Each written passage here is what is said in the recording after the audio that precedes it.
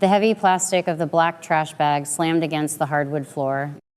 Another one followed, bursting open to spill my father's favorite flannel shirts across the hallway. It had only been 4 days since the police dragged him out of this very house in handcuffs for a crime he could never commit. Now, a strange man was tearing apart his office. Trevor tossed a handful of ties into the garbage and wiped the dust from his hands.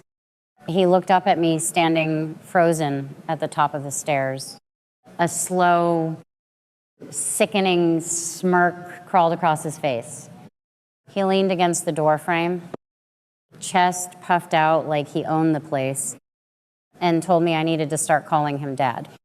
My fingers dug so hard into the oak banister that my knuckles turned white. I stared right into his dark, arrogant eyes, and in that exact second, I made a silent, unbreakable vow. I was going to dismantle his entire world. Trevor began his psychological warfare under the guise of protection. He called the locksmith on a Tuesday morning. By the time I came home from high school, a high-end smart lock keypad was bolted to my bedroom door. He spun the narrative perfectly for my mother, claiming it was an expensive security upgrade to keep the house safe from recent neighborhood break-ins. The reality was much darker. He had programmed the system to require a code to exit the room from the inside. The lock engaged at 9 o'clock every night. I was trapped in my own bedroom, locked in the dark while he paraded around the house my father built. When I begged my mother for help, she turned her back on me.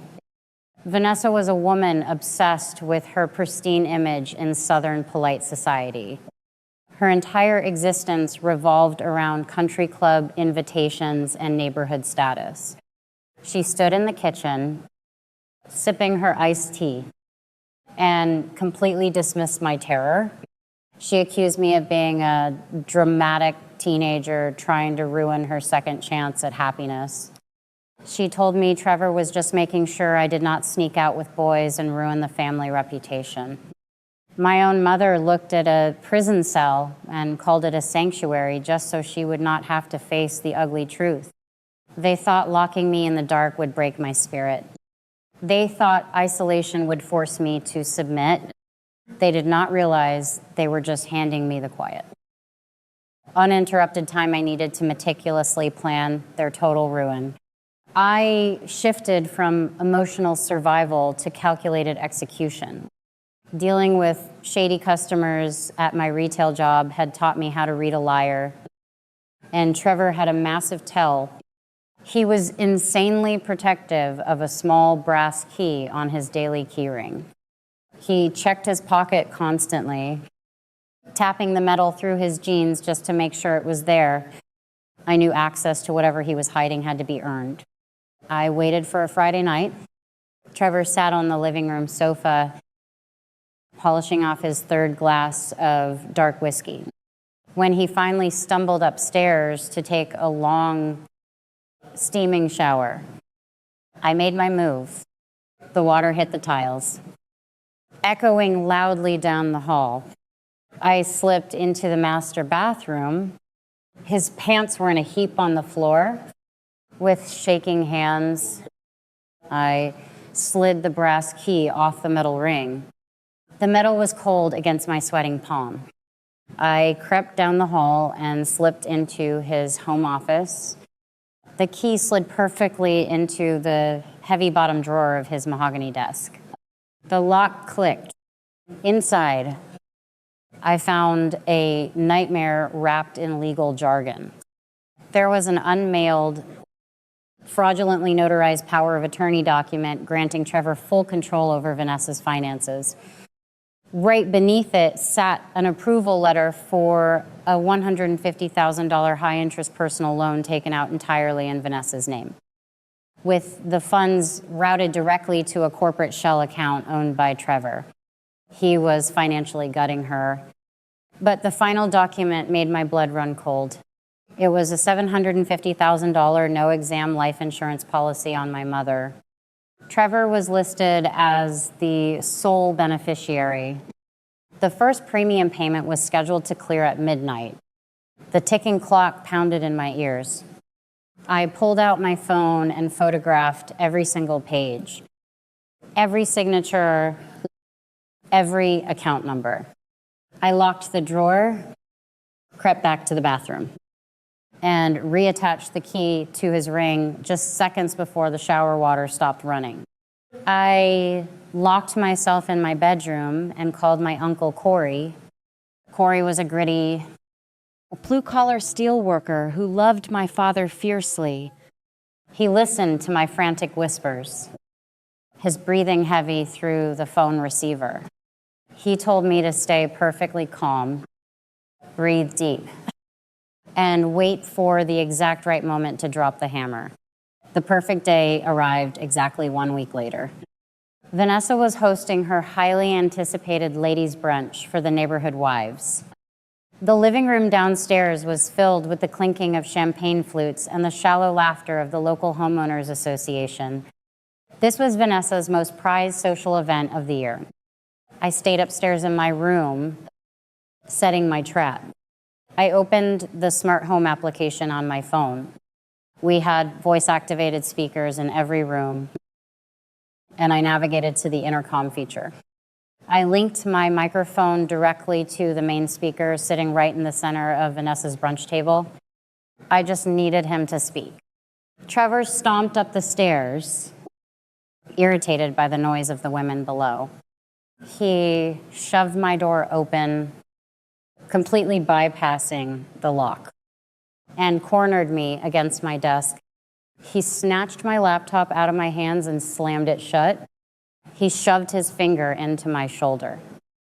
Gloating that he had completely won, he threatened to send me away to a troubled teen wilderness camp in Utah if I breathed a single word of disrespect to his new wife. He thought he had achieved total dominance. I swallowed the fear rising in my throat and forced a cold. Empty smile. I looked him up and down with absolute disgust. I questioned his intelligence. I told him he was nothing but a cheap, pathetic fraud who got lucky because my mother was desperate and easily fooled. I called him a coward who was too stupid to pull off a real scheme. His face flushed deep crimson. His monstrous ego simply could not handle being belittled by a teenage girl. He took the bait instantly. Desperate to prove his superiority, his mask shattered completely. Trevor leaned in close, his breath hot and reeking of stale coffee. He arrogantly outlined his entire brilliant plan. He bragged about planting the evidence that framed my father. He laughed about forging the loans and draining the house equity right under Vanessa's oblivious nose. He leaned in closer and whispered that once that massive insurance policy cleared at midnight, Vanessa might just suffer a tragic, fatal fall down the staircase. He was so proud of his own evil. My thumb hovered over my phone screen. I pressed the active broadcast button. The connection chirped. I asked him to repeat what he said about the insurance money, just to make sure I understood. He laughed again, louder this time, detailing exactly how he would snap Vanessa's neck and make it look like an accident. Every single word he spoke was blasting at maximum volume through the speaker downstairs. The elegant brunch ground to a horrifying dead halt. The clinking glasses silenced. I pushed past him. Grabbing the folder of printed fraud documents from under my mattress, I walked down the stairs, staring dead into Trevor's panic, widening eyes as he realized what I had just done. I walked straight up to the brunch table and slammed the printed financial records down in front of Vanessa. Her face was chalk white. The Neighborhood Homeowners Association president, Mrs. Higgins, did not just sit there in shock. She stood up, pulled her phone from her designer purse, and dialed 911. Vanessa grabbed her arm, frantically begging her to hang up, pleading to keep this quiet to save her reputation. Mrs. Higgins swatted her hand away like a diseased insect. My Uncle Corey kicked the front door open, followed immediately by 3 uniformed police officers. Trevor tried to run out the back, but Corey grabbed him by the collar and slammed him into the drywall. As the officers slapped the steel cuffs on Trevor's wrists, Mrs. Higgins turned to my sobbing mother. Her voice was ice. She revoked her country club membership right there on the spot and told her to never contact any of them again. Vanessa's entire social existence was incinerated in 3 seconds. The nightmare was not completely over. 2 days later, Trevor actually made bail, humiliated, broke, and facing decades in prison. His rage boiled over into lethal desperation. He cut the power to our house at 2 o'clock in the morning. He slipped through the back patio door, holding a heavy tire iron, intending to silence me forever before the fraud trial could begin. But I knew his fragile ego could never let an insult go. I anticipated the break-in. I was sitting in the pitch-black living room, perfectly calm, holding a cup of cold water. Trevor took 2 steps onto the rug.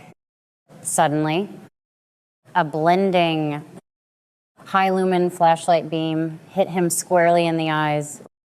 Uncle Corey stepped out from the hallway shadow. Corey was holding his legally registered shotgun, perfectly within his rights under the North Carolina Castle Doctrine laws. Corey had already triggered a silent cellular alarm the moment the power grid failed. The smug, murderous intent on Trevor's face dissolved into absolute, pathetic terror. He dropped the tire iron, his hands shaking violently as he fell to his knees. The wail of police sirens pierced the quiet suburban night.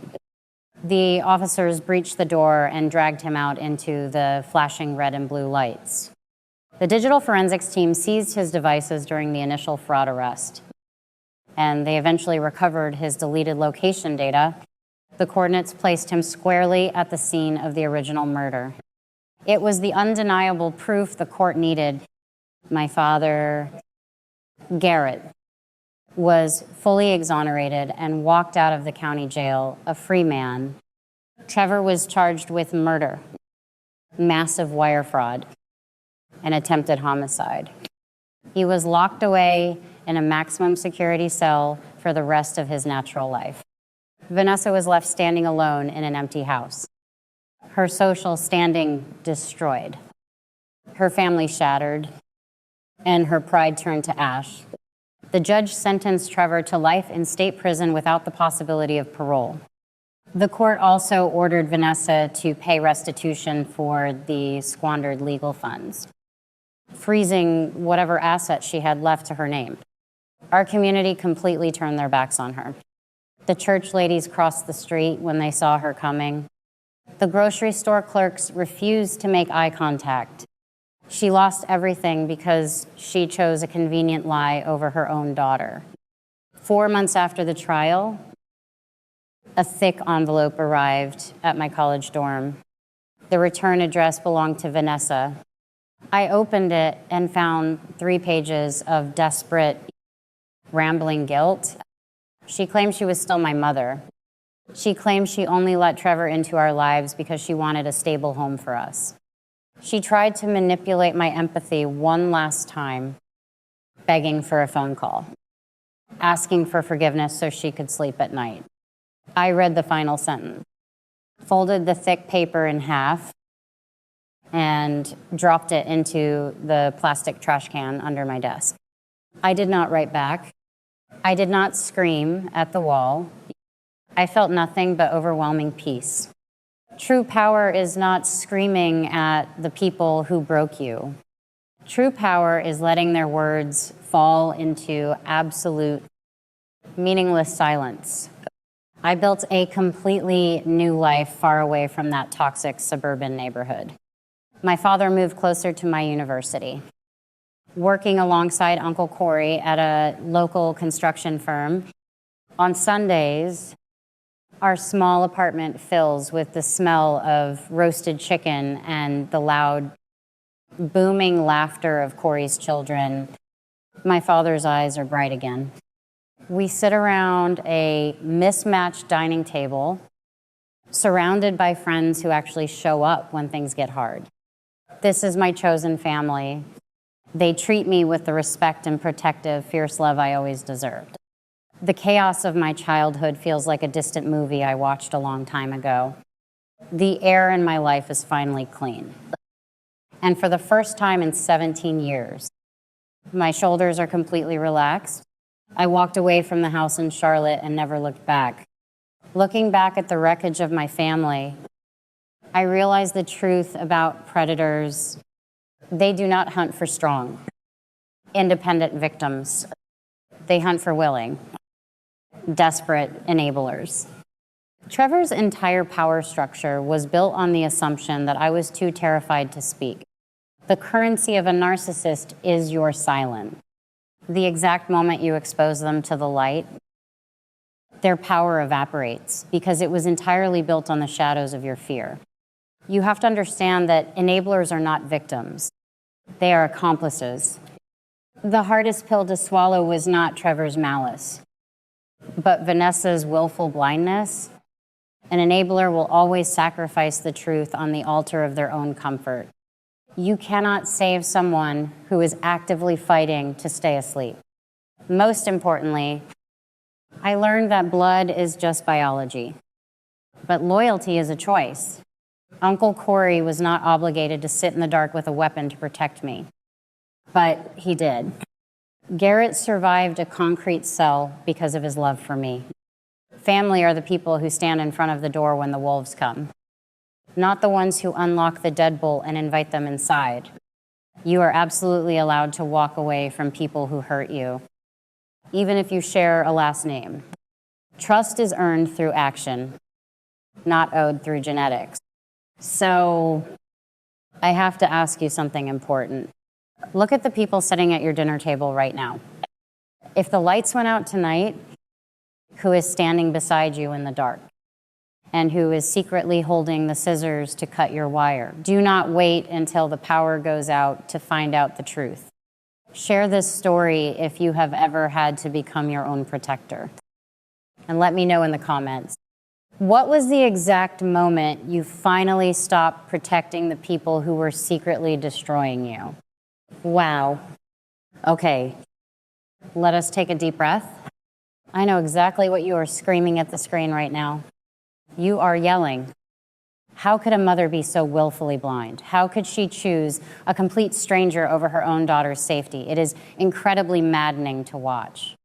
But to understand why this happens, we have to look through the psychological decoder. Vanessa was not just oblivious. She was trapped by the slot machine effect, formerly known as intermittent reinforcement. Trevor did not walk into that house acting like a monster. He identified her deepest vulnerability, her desperate obsession with social status, and the illusion of a perfect second marriage. He fed her just enough crumbs of hope, charm, and public validation to keep her addicted to the fantasy. When someone is that terrified of losing their image, they will gladly lock the truth in a dark room just to keep the lie alive. Now, let us transition to the financial self-defense of this story, because Morgan delivered an absolute masterclass in street smart strategy. She did not just react with teenage anger, she moved like a seasoned investigator. Let us look at her 3 smartest moves. First is the audit strategy. Manipulators and scammers thrive in chaos, but they absolutely hate details. Morgan knew that arguing with Trevor or her mother about feelings would get her nowhere. Instead, she followed the paper trail. She found the $150,000 fraudulent loan and the $750,000 forged life insurance policy. If you ever suspect someone is draining your family, stop arguing about their behavior and start auditing the paperwork. Second is building the case. Morgan understood that an audio confession can sometimes be brushed off in court as a joke or a misunderstanding. But she paired that public confession with physical, documented financial fraud. She knew that wire and insurance fraud are massive federal triggers. By exposing the money trail, she forced the police to seize his digital devices. That one brilliant move is what uncovered the deleted location data and ultimately freed her father. Third is the buyout. Sometimes the most profitable investment you will ever make is investing in your own exit. At the end of the story, Morgan and her father did not try to fix Vanessa. They did not try to salvage the house in Charlotte. They walked away, leaving the enabler with the wreckage of her own choices. They bought back their freedom and their peace of mind by refusing to negotiate with toxicity. Years later, people still ask me if I ever forgave Vanessa. The honest answer is this: I stopped needing an answer to that question. Forgiveness stopped being the prize. Peace became the prize. Trevor is exactly where he belongs, locked away for the rest of his life, with no charming smile, no expensive suit, and no desperate woman left to hide behind. My father's name was cleared, but the damage he carried from those weeks in jail did not disappear overnight. Some nights, I would find him sitting in the kitchen at 2 a.m, staring into a cup of coffee that had gone cold. Uncle Corey would sit beside him without saying anything. That was love. Not speeches, not excuses, just presence. Vanessa wrote letters for almost a year. At first, they were angry. Then they became pitiful. Then they turned religious. She said she had been manipulated. She said Trevor had fooled everyone. She said she was still my mother and that a daughter should never abandon the woman who gave her life. But not once did she write the only words that mattered. I chose him over you. That was the truth she could never face. She did not lose me because Trevor lied. She lost me because I told the truth. And she punished me for it. She lost me because when her daughter was locked in a bedroom at night, she protected her reputation instead of her child. She lost me because when the wolf entered the house, she handed him the key and called it a second chance. I kept one photograph from the old house. It was not of Vanessa. It was not of the staircase or the office or the front door Corey kicked open. It was a picture of my father. Years before everything happened, standing in the backyard with sawdust on his jeans, building the porch railing with his own hands. I keep it on my desk now. It reminds me that a home is not made by walls. It is made by the people who make you feel safe inside them. And that is the lesson I want you to hear. Predators do not always break into your life with violence. Sometimes they arrive with flowers. Sometimes they call themselves protectors. Sometimes they smile at dinner, compliment your mother, and slowly test which doors they can lock. But an enabler is dangerous in a different way. An enabler sees the locked door and asks you why you are being dramatic. An enabler hears your fear and worries more about what the neighbors might think. An enabler will sacrifice your safety to preserve their fantasy. That is why your instincts matter. If something feels wrong, document it. If someone controls locks, money, paperwork, phones, or access to the outside world, pay attention. If your fear is constantly being renamed as attitude, disrespect, or drama, understand what is happening. They are not confused. They are training you to stop trusting yourself. Do not let them. The night Trevor came back with that tire iron, I learned something I will never forget. Evil is terrifying, but exposed evil is desperate. The second the lights hit his face, the monster became a man on his knees, shaking in front of the consequences he thought he would never meet. So turn on the lights, tell the truth, save the records, call the person who will believe you, build your case before you build your speech, and never, ever protect someone's image at the cost of your own life. If this story hit something deep in you, tell me in the comments who was the first person you finally stopped protecting. Subscribe for more stories about betrayal, survival, and the moment ordinary people take their power back. And remember, family is not the person who shares your blood. Family is the person standing beside you when the lights go out. The final verdict here is simple. Your safety, your sanity, and your self-worth are your most valuable assets. Do not ever let someone convince you that family loyalty means acting as a human shield for their delusions. Trust your gut, secure your evidence, and never be afraid to turn the lights on. If you have ever had to outsmart a manipulator to protect yourself or your family, I want to hear about it. Drop your story in the comments below. And make sure you hit that subscribe button for more strategies on how to protect your peace and your wallet. Stay sharp out there.